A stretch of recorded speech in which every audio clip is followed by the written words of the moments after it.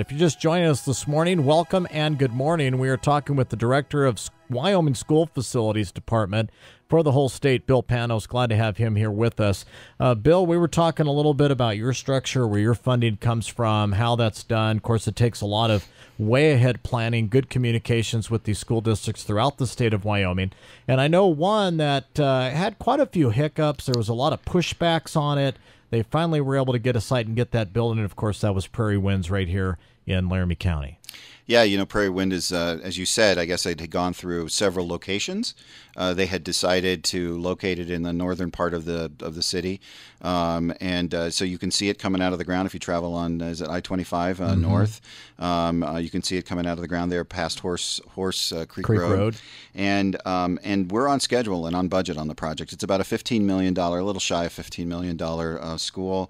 It was started about 12 months ago, and that is very quick. Usually they take us 18 months to 2 years to build. This one got built in 12 months. Wow. And it'll be ready for occupancy by the beginning of August on schedule, right in time for them to move into the new building and to start school in the September timeframe. And not only that, but also to notify parents that what kiddos are going to be going to that school as well. So that's also important, obviously. Yeah, the whole logistics of getting the families and the kids oriented to this new school is going to be very important for this community. And it's something that our school districts do a great job in Laramie County School District number 1.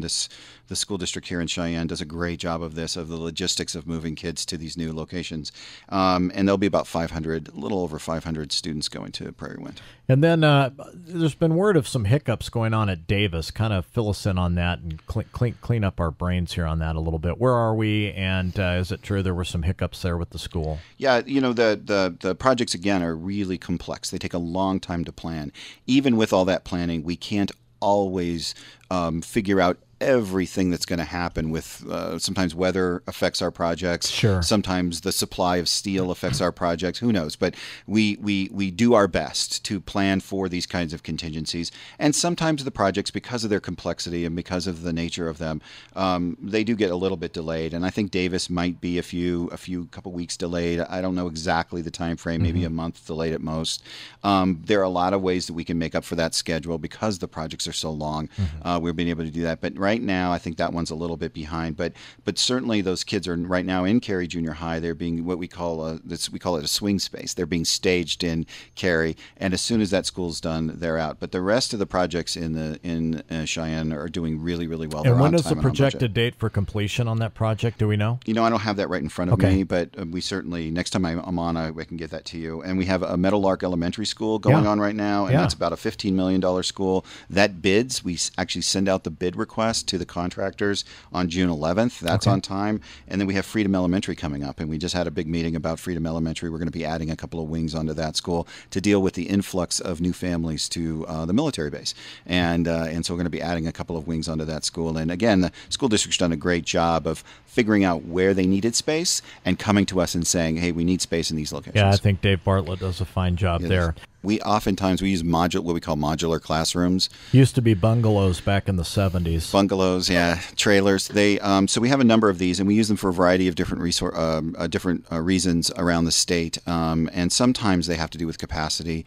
That particular one I'm not sure of, but oftentimes they're used for what the caller had just mentioned, which is that they take in considerations of other construction that's going on, and they have to move, you know, maybe a special ed space there, or they have to move a particular classroom or a particular program in one of these. And so we use them as flexible space.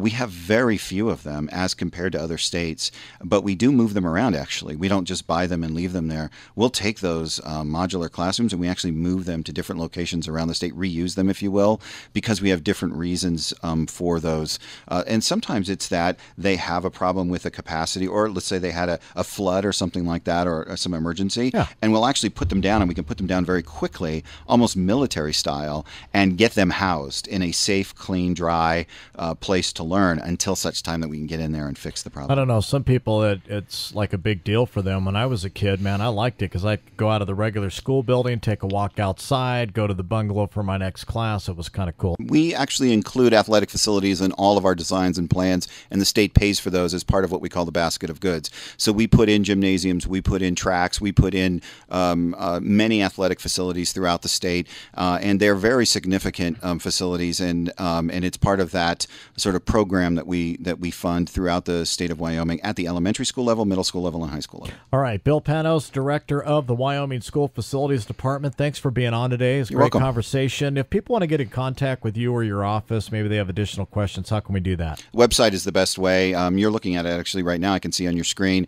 The website is sfd at wyo.gov, and the School Facilities Department has a great website that our staff have a great deal of information about our program on. All right, thanks a lot. Have a great day.